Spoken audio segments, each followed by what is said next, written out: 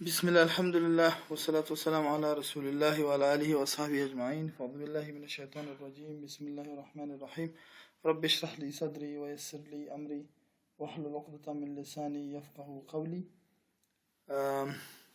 Thank you for watching the fifth lecture of our corporate finance lectures. We have yet received 4 lectures. We have discussed the importance of corporate finance. We have discussed financial management. We have discussed profit maximization, and we talked about wealth maximization. We talked about corporate governance and its importance, that each and every organization should have a corporate governance in order to avoid or mitigate conflicts of interest that are taking place in organizations, in order for efficient and productive use of the resources and best interests of the investors and stakeholders to be achieved, in order to identify measures and accountabilities and in order to have transparency in an organization. We talked about forms of business, the sole proprietorship, partnership, and corporation. And we talked about their advantages and disadvantages for all of them. And we talked about the differences between all of these 3 forms of business. We also said that the Board of Directors, or BOD, which we will also discuss in our today's lecture, they are working as an agent or as a third-party intermediary between the shareholder and the manager, between those who are the owners or who are having shares in the business, and between those who have been hired to manage and run the business. As we said that in corporation, it is not mandatory that the shareholder should work as for example, as a person who is managing the business. So you can actually have other people hired in order to run the business for you. We also talked about some of the responsibilities of board of directors, and we talked about some of principles that should be guideline principles that should be kept in mind. The principles were introduced by Monetary Authority of Singapore, and we also talked about ESG, the environmental, social, and governance factors for an organization. We talked about pollution. A corporation should focus on avoiding pollution, or avoiding things that creates pollution. Organizations should also avoid endangering the societies. They should contribute to the corporate social responsibility of an organization, and they should focus on the social aspects of a community where they are functioning. They should think about the safety tips, and in order to avoid danger to the community they are working. So these were actually the things. We took some of the examples. For example, we talked about legislative and regulatory risk. We talked about legal risk. We talked about reputational risk. We should avoid risks taking place to the reputation of an organization. We should avoid risk of involving the day-to-day operations and activities. We should avoid financial risk to the company. And we also talked about the risks associated to the corporate governance. We talked about accounting risk, the risk that may lead to the accounting problems in the organization, risks that may lead to problems to the assets available in the organization, and the risks that takes place in the paying the liability and obligations related to the shares of the other people, and strategic policy risk, risk that might take place to the long-term interests of the shareholders. So in today's lecture, we will be talking about the benefits of strong governance, since we did not have time to explain this in our previous class, we'll be talking about the benefits from a strong governance. If we have a strong governance, what benefits we could actually think of. So, having strong corporate governance actually tell us that the companies with strong governance had greater investment performance. They will actually have good investment performance in all ways you can think of. So there would be stronger governance in terms of investment opportunities, in terms of investing in various places. It will help companies with stronger shareholders' right outperform those with weak protections. It means that the rights of shareholders will be protected, and anything that can cause problems to the rights of the shareholders would be discouraged in companies where strong governance exists. Ensures that the management of a company considers the best interest of everyone. It is also quite true that when there is a stronger governance, the management of a company would look into the interests and benefits of everyone in working in the corporation. It starts from the stakeholders. The people who have interest in your business are called stakeholders. You're considering the community, you're considering the customers, you're considering the employees who are having interest at your business, and also the shareholders, as we discussed, that we will look at their rights to be actually given. Besides فایده دیگه governance قوی اگه ما داشته باشیم این است که ما و شما مفاد همگی مردم را که امرای بزنس ما و شما مثلا دیگه بزنس ما شما علاقه داره، دلچسپی داره و یا به شکل مستقیم یا غیر مستقیم در بزنس ما شما مصروف هستن و یا در او امرای ما شما انگیج هستن یا از بزنس ما مستفید میشن، همه مردم به این چی می باشن که و حقوقشان بجای شوه و فواید همه سنجش شوه. مثلا ما شما اگر در این مورد فکر کنیم که یک کورپوریشن به خاطر اینکه یک پروداکت تولید میکنه، یک تولید به اصطلاح در کشور ما شما میخواه که تولید بکنه یک پروداکت را، او فکر در مورد کمیونیتی فکر میکنه، در جامعه که زندگی میکنیم، که مثلا یک تولید باشه که فایده و خیرش به مردم افغانستان برسه، تولیدی نباشه که مزخرف باشه یا مشکلات ایجاد بکنه در جامعه. دیگه در فایده خود کستومر میبینه که به کستومر ای چی فایده داره، ای تولید داره نداره، اگه این اینوستمنت اپورتونیتی را ما شما انجام بدیم چقدر مردم در او مصروف میشه، چقدر مردم طرف مثبت میره، چقدر ای به آب و هوای امی کشور مفید است، چقدر ای به مطابق کلچر و مطابق فرهنگ و مطابق اصول و عقیدوی چی است مملکت است. این کلگی چیزها هست که حتی درباره امپلایی فکر میکنن. شما فکر کنین که و در این هم فکر میکنه که در این امپلایی هم چیز یاد بگیره، در این امپلایی کارمند هم رشد کنه، کارمندا مردم هم به کار شوند، شغل افزایی شوه. These are all things that a strong governance will think of. The other part is improved control over management and information systems. It deals with overall the management and the information that is given to other people, or the information that is involved inside the organization. It means if there is strong governance, you would have security, you would have risk managed properly. If either you're taking more risk or less risk, you look into the situation and you take risk based on the situation that you exist or that you are in.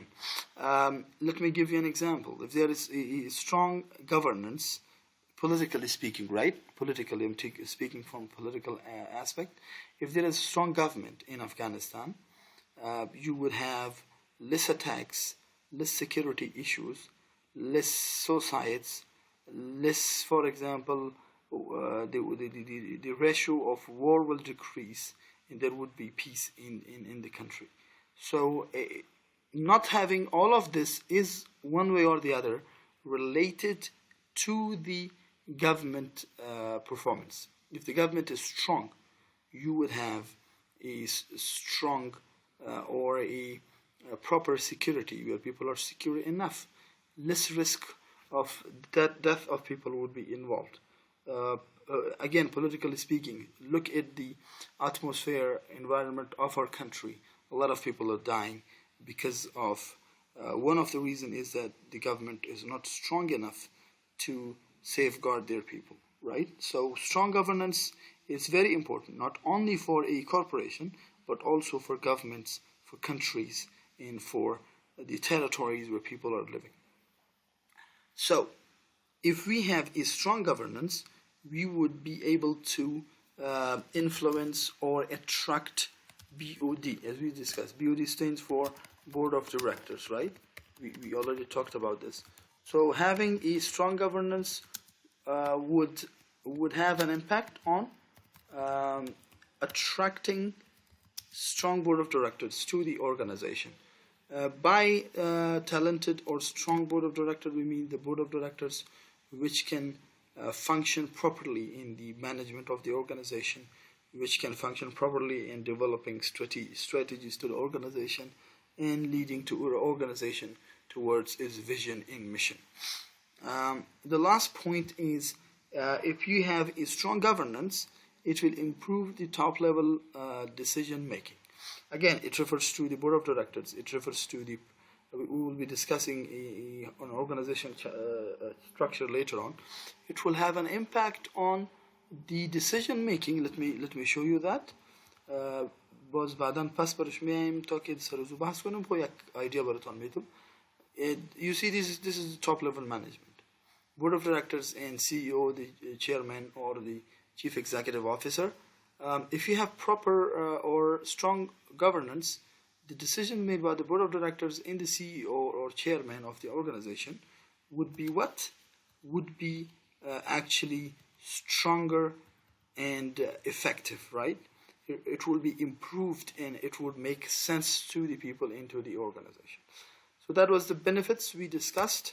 As a summary, we could say that corporate governance is a system of principles, policies, procedures, and clearly defined responsibilities and accountabilities, as we discussed.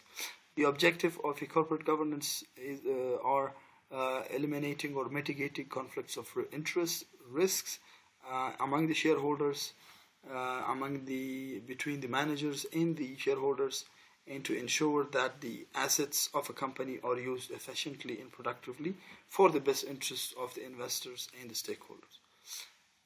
The failures of a company to establish effective system of corporate governance represents a major operational risk, as we said.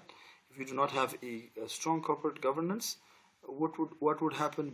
We would come across operational risk in other part of the risks to the investors and the shareholders. The specific sources of conflict in the corporate agency relationship are manager-shareholder. It means the manager-shareholder relationship, which is managed by the Board of Directors, which comes in between them. That is also something that is affected by this corporate governance. The responsibility of board members, they have both as an individual and as a group responsibilities. They should establish corporate values and effective structures to the company. And the last one is that companies committed to corporate governance often provide a statement of corporate governance policies, and analysts should assess the code of ethics. There should be code of ethics, code of conduct. Each and every organization have a code of conduct for themselves. اصول دارن که مثلا چی کارا میکنن، چه قسم پیش میرن، اصول عمومی مثلا در مورد لباس و در مورد برخورد و چیزا کلگی. That is all part of it. Statements of the oversight, monitoring, and responsibility directors. This is all. The responsibilities of managers are identified. The responsibilities of board of directors are identified, and you look into all of this. The reports given by the directors or received by the directors in the committees should be assessed. Training should be given, etc. We corporate governance system give rise to risk, including accounting risk, asset risk, as we discussed. it would give a loss, accounting loss or risk. Asset risk related to asset would be raised, liability risk and strategic policy risk would be raised. So that was all about, we discussed the corporate governance. The other part that we discuss is the management levels. Why we discuss management levels? Because we later talk about the managerial skills, and we talk about the skills each and everyone should have, and then the organization chart, which is related to our subject. So, and this is quite simple. We understand that there are 3 levels of management. We have top level management, we have middle level management, and we have a lower level management. And we will see this in a chart later on. So the top level management actually is the CEO, board of directors, sometimes the president, chairman, and etc. We'll be discussing that later on. Top level management usually reviews and develops the long run plans, and they actually develop strategies, and this is also involved in hiring key personnel for the organization. By key personnel, we could talk about, for example, the heads of departments, heads of divisions, let's say vice president, and etc. All those key personnel is actually hired by the top level management. So top level management deals with the strategic parts, strategies, policies of the organization, in hiring the key personnel, in making long run plans, long-term plans. By long-term plans we mean plans which are more than 5 years or up to 10 years. The middle level plans could be plans which are, for example, from 2 to 5 years. In the lower level plans or short range plans could be from 1 to 2 years, for example. So that was all about top level management. Coming to the middle level management. Middle level management involves, we also have it in this chart, it usually involves the president, chairman, vice president, etc. Also we could talk about, some people look at the charts, they may include the HR, vice president, etc. But chairman is also part of the what we call it middle level management, as you could see in the chart. So actually the middle level management is working in between the lower and the top level management. Middle level management, they make the middle level plans, right? Not the long range plan, but the middle level plans, right? By middle level plan we mean plans that could work on the operational sides of the organization, how the organization should operate, how the things should be done, and how we could implement our strategies, right? They actually work on the plans which are developed by the top level management. They further elaborate those plans and make individual plans for each of them, right? They also determine the capability and readiness for promotion, establishment of departments. Yes, they do establish departments. As I said, they establish departments. They provide and review the daily or weekly reports, and they forward it further to top level management. So middle level management is reporting to the top level management, right? To the, for example, board of director, to the president, to the CEO, to the chairman, right? They are reporting. They are developing plans given to them by top level management and reporting the activities to the top level management. So the last one is the low level management. When we talk about low level management, we talked about the supervisors and sometimes the managers, right? Supervisors, for example, the head of department, or for example, business, information technology, for example, HR, for example, finance, and the manager, for example, relationship manager, marketing manager, right? So that's how the low-level management deals with. They deal with short-range planning, operating plans, day-to-day plans for day-to-day operations. These are all relevant to the low-level management. Another term that is used for the low-level management is first-line management. It means that they are actually doing the activities of the low range and the low level plans, and they are dealing with the day-to-day operations and etc. يعني low level management که هست او سوپروایزر و منیجرهای مسئولین دیپارتمنت ها یا گانتا شده میتونن و ضمناً یا که هستن شورت رنج پلان های امو بسیار کوتاه مدت جور میکنن لن محاله پلان نجوری او روزانه کار نومن دوی تنظیمی ترسرکی او آغای روزانه کارونو پر مخ بیایی.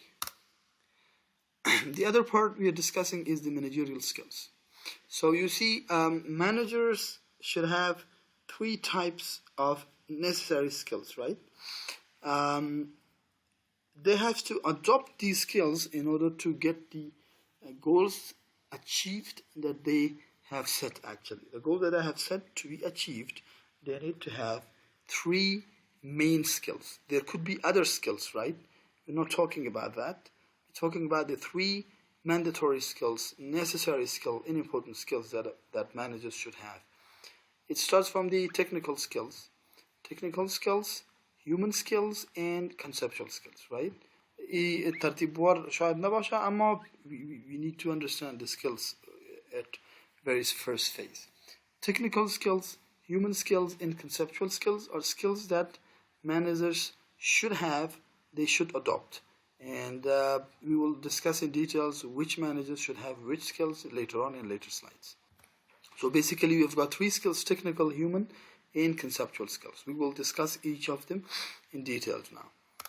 So in regards to the technical skills, you understand from its literal meaning, technical, right? Technical is taken from the word technique, or it is related to things that are, for example, different than human and conceptual skills, right? It actually discusses the skills of managers and their own specialization.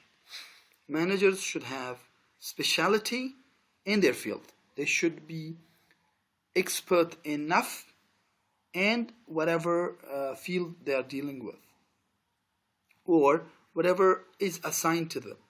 One of the problems that we have in our country is we have people who are talented in one field, who have studied, for example, economics, who have masters in economics, but they're working in, for example, let's say, marketing area, a relationship area, HR area, while they have to work on policies, budgets, audits, financial aspects.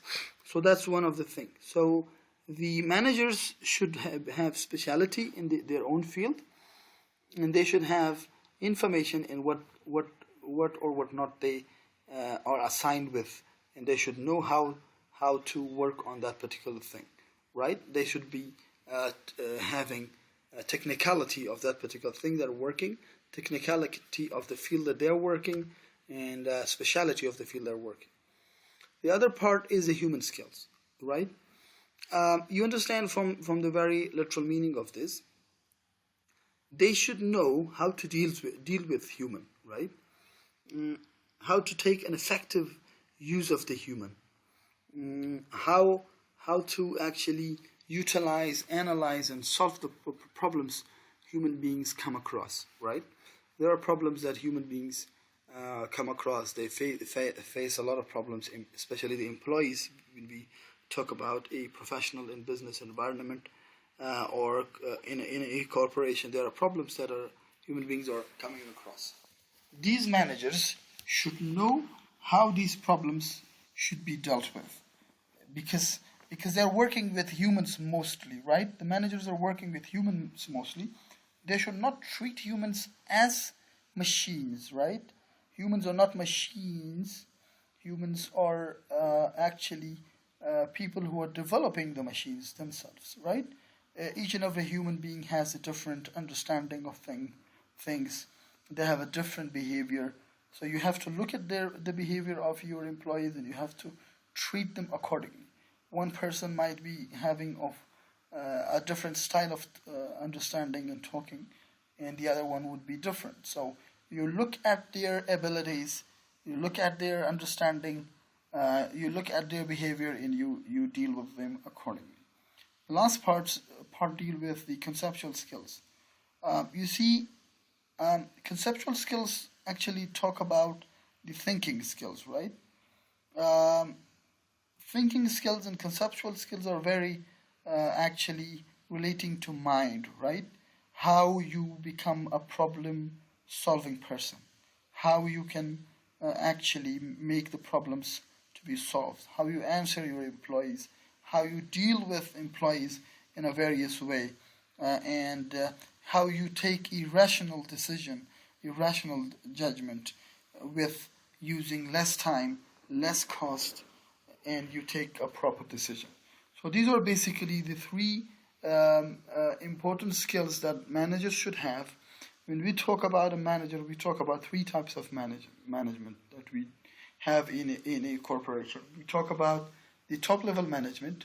We talk about the middle level management, and we talk about the lower level management. Right? I will give you a practical example of these skills to be implemented. For example, this is a hypothetical organization chart. یک چارت فرضی هست که ما شما مثلا در یک ارگانیزیشن ما شما من یک قسم چارت ها داریم، درست؟ مثلا شما ببینین که from top we have board of directors. Board of directors, as we said, are people who have been directing the organization, who are making policies, strategies, who are hiring the important bodies in the organization. So in the board of directors, we have we have to follow actually this format that the CEO and the chairman or the president should also work under the board of directors.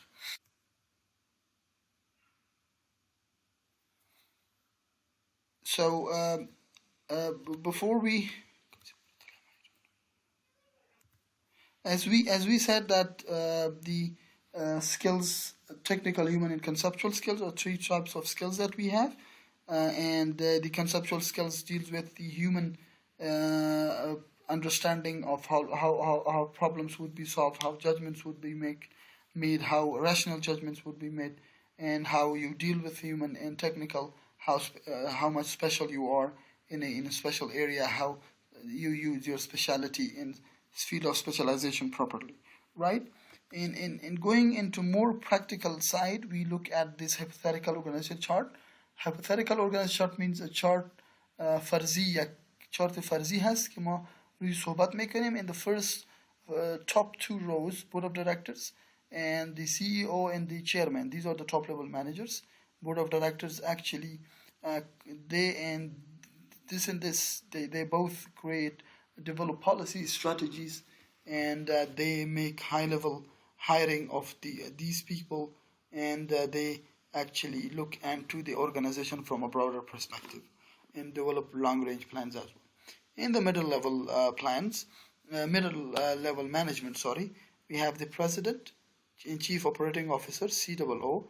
We have CFO, chief financial officer, and VP or vice president in the middle level management. Actually, we have to look at this in a deeper manner in order to understand the further slides which are related to this. So the lower level management is controller, treasurer, cash manager, credit manager, accounting manager, relationship manager, marketing manager, and all of that stuff, right? Coming into a more broader perspective, we see that the top level management, the skills, یعنی امی خانه را میبینین زیادی را مارک کرده. The purpose is that the top level management should focus on more conceptual things, rational decision making, policy making, all of that stuff. Human activities, solving problems, and these things would not be so much dealt by the top level management. So the human skills are compared less, and technical skills, top level management actually do not need the specialization a lot. They need to have their focus more on conceptual skills, and then human skills. For example, 70% 70% conceptual skills, 20% human skills, and 10% technical skills. Now, when we come to middle level management, you see conceptual skills is less. They work more on human skills. The human skills یا زیاد توجه خدا میگیرن and technical skills هم باید نیاز است اما بسیار کم. So let's say that 70%, 20% and 10% or 60%, right? 60% and let's say 25% and let's say how much is left? 15% is the technical skills. While you see the lower level management, what they focus more is the technical, practical work, day-to-day operation. Human skills very less. They do not need more to have to be engaged in human activities, and conceptual skill very less. So 70, let's say 65, 25, and let's say 10 or 15%. And the last chart also illustrates the same thing. Top level management, their more focus is on, for example, conceptual skills, very less on human relation skills is what dealt by the middle level management, and the lower level management actually focuses more on the technical part. So that was all for us today. We talked about the benefits of a strong governance. We took the summary. We talked about managerial skills. We talked about managerial management levels, and we discussed the managerial skills, the conceptual skills that are required more here, the human skills that are required more here, and the technical skills that are involved more here. This was all about our fifth lecture, inshallah. I hope that it was easy for you. If you still have questions and queries, please do not hesitate to ask me, to share with me through the LMS software application, through Tawhidi Saib, or through my WhatsApp number, which is 0786492262. Thank you very much for your time. Don't hesitate to share your questions and queries. And Assalamu alaikum wa rahmatullahi wa barakatuh.